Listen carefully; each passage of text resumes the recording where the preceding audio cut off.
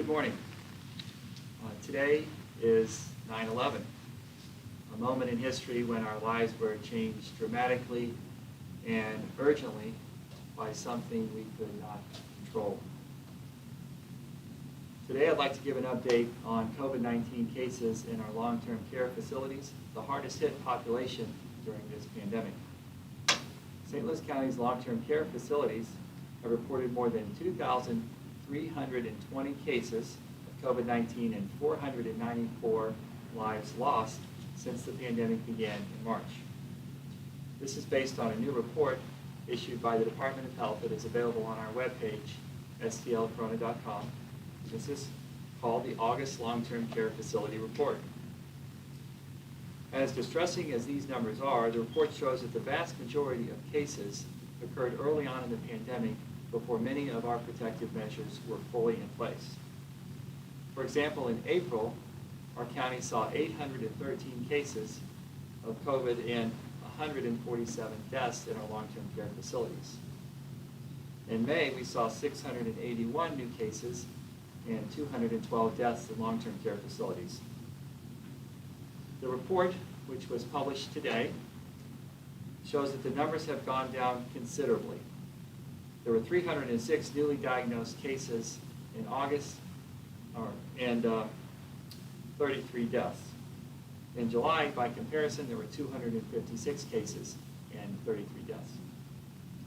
The report adds some cases from previous months that were not reported on the Department of Health's report in July.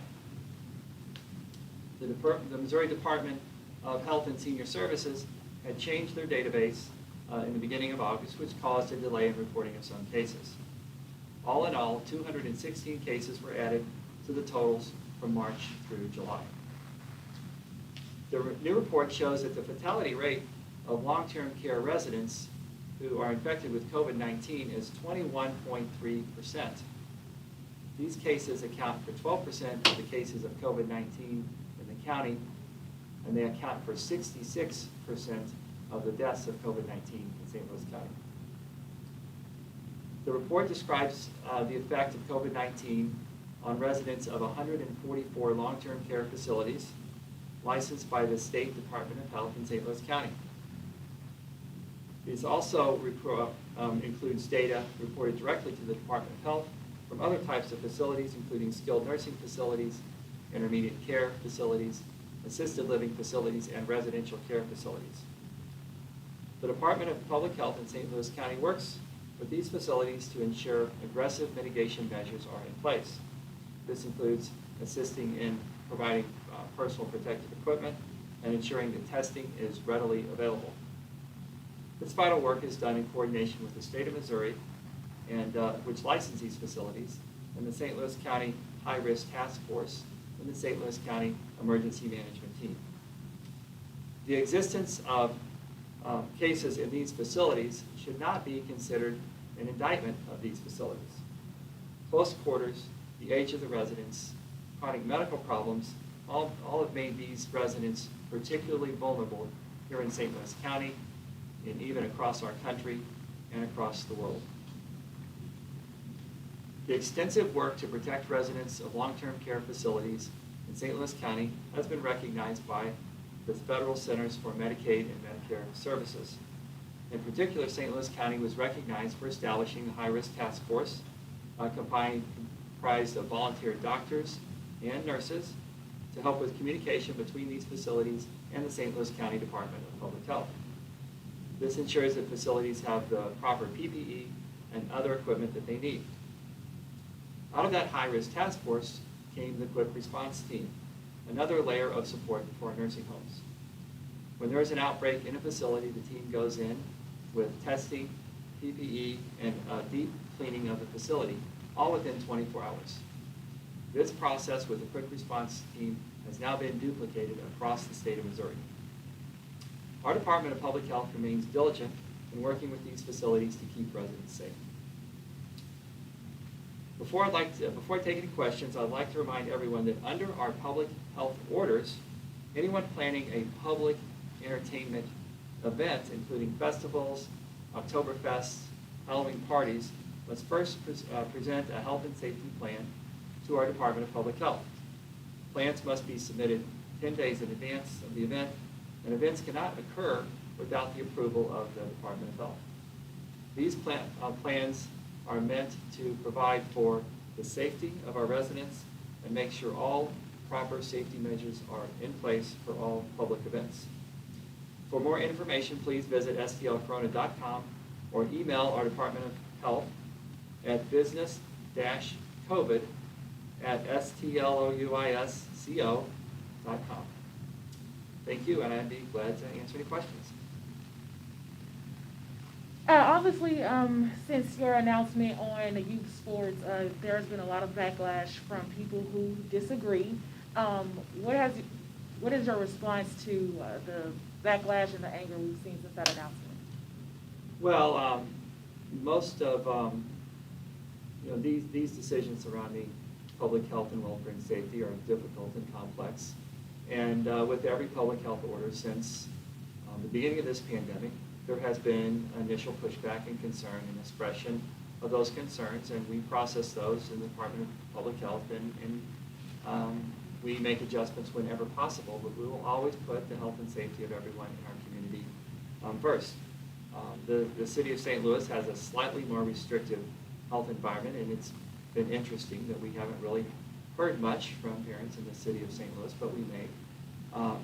But they, in St. Louis County, our parents and our community is certainly much more engaged.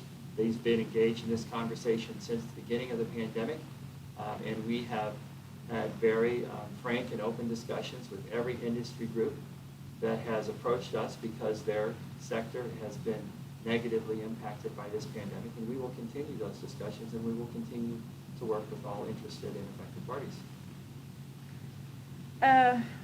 Another question for you. The conversation for a lot of people has been, I know you said that the reason for the 15 to 19 not able to play was the 20% transmission rate. Could you kind of go back over that and explain for people in conversation saying, well, what's the difference between my, child this age and then the children 15 to 19? Sure. The positivity rate among the 15 to 19-year-olds is 5 times higher than the positivity rate in the younger kids under 10. The positivity rate in the 15 to 19-year-olds is 20%, and in the younger kids it's 6%.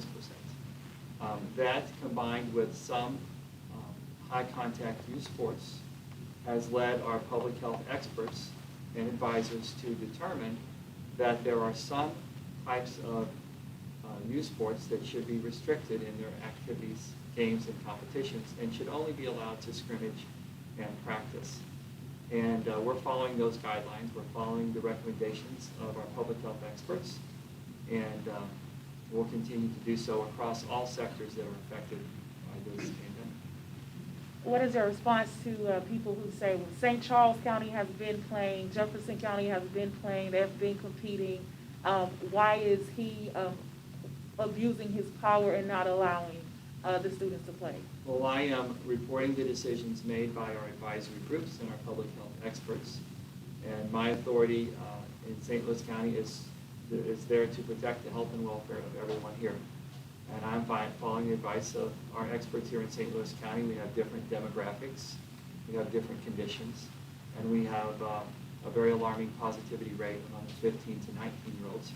And that's why we made those decisions. There are different jurisdictions in the state, and there are different jurisdictions in the country that have different public health orders. Some have mask mandates, some don't. Some limit business capacities, and some don't. And then we see the results of that in other parts of the country and other parts of our state when there are less restrictions. But this is a very serious and challenging time in our history. We're not out of this yet, and we have to move forward with the right mix of protection for public health and mobility in our public health orders to keep our economy moving forward and to allow our residents to move as freely as it's safe to do so. And there's the task force, the sports task force, they're saying that that you haven't been in conversation with them and their suggestions. What is your response to that? Well, there is a youth sports task force and advocacy group that our St. Louis County Department of Public Health works with and meets with on a regular basis. That is similar in name but much different than the St. Louis Metropolitan Pandemic Task Force. So two very different entities and organizations. The County Department of Public Health is in constant communication with this task force which advocates for youth sports, just like they are in constant communication with other interest groups and other industry advocates. And those conversations will continue. I do not sit in on the meetings of every advocacy group that communicates with our health department, but I do trust our public health officials to work through those conversations. It is common when our advocates for whatever business sector that is communicating with our Department of Public Health, it's common when they are not completely satisfied with those conversations, that they would like to appeal those decisions by our public health experts to me and ask me to overrule their decisions, and I don't do that. I support the decisions of our public health experts and our medical advisory group, and we lean very heavily on the support of our health systems and the pandemic task force, and we work closely with other advocacy groups in every business sector. So as we get closer to the end of the first 6 weeks for school, what are you foreseeing as far as moving into the next phases with students being able to have in-person learning? Well, we're working very closely with the superintendents. We're in constant communication with them to help them develop guidelines to transition from a virtual learning to a hybrid model or an in-classroom model, or whatever each superintendent believes is appropriate for their students. We do believe that the data supports that it is safe to allow in-person learning for the younger kids because the positivity rate is much lower among kids under 10.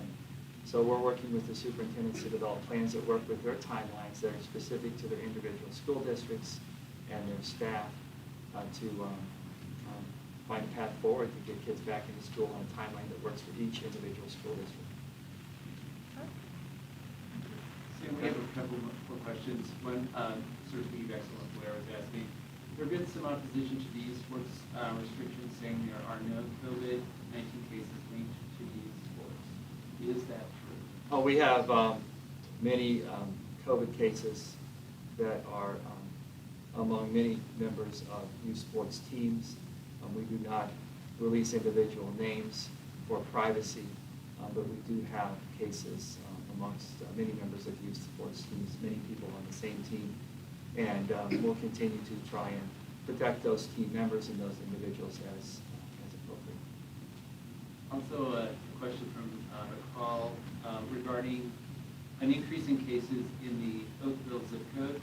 They had the highest number of increased COVID-19 cases in the last 7 days. Do you recommend that younger children should attend school in person, even in areas where cases are increasing? And why do you think this is Oakville is the hot spot right now? Is it because of the proximity to Jefferson County? Okay, so the question is about the high number of cases of COVID-19 in Oakville and in South County in general, and whether or not kids should be going back to school in Oakville school districts. Oakville and South County in general have, we have noticed we have more complaints about masking in South County, and certainly the proximity to Jefferson County, where they do not have a masking mandate, and some back and forth mobility may be contributing to that. But St. Louis County is working, and St. Louis County Department of Health is working with businesses in South County to reinforce our masking mandate, to reinforce those guidelines, to help them understand those guidelines, to help them communicate with their patrons, and to try and improve masking compliance in the Oakville area, which we believe is part of the challenge to their high rate of COVID-19 infection in St. Louis County. As far as whether or not grade schools will begin transitioning in Oakville to virtual learning or a hybrid model, that's something that will be worked out through that school district, based in part on the trend of cases, based in part on the number of cases that are in particular in those younger students, those kids under 10, because those cases in Oakville may actually be in the older students, 15 to 19-year-old and older adults, and the younger students may be somewhat protected. I have one final question. What is your response to the bill by Councilman Fitchenharder that would limit the length of a state of emergency? And do you think the long-term power should be solely with the county executive? Yeah, so the question is about a proposal before the county council to limit the ability of the county executive to issue public health, public safety orders to protect the health and welfare of our residents in St. Louis County. This was initiated, actually the first version of this a few weeks ago when our mask mandate went into place. The mask mandate, of course, initially was met with some pushback, but has been much more widely accepted in St. Louis County as people understand how important it is and how it's one of the best ways to keep keep COVID in check in our community until we have a vaccine. And probably one of the least impactful on folks' personal lives. But this legislation is driven by opposition to the mask mandate and other public health orders in general, and certainly the conversation resurfaces every time we need to do something to protect the safety of people in St. Louis County. But I do believe that this authority rests with the county executive and should continue to rest with the county executive as it does with every chief executive in every similar jurisdiction in the country. Any other questions? Okay, thank you. Thank you.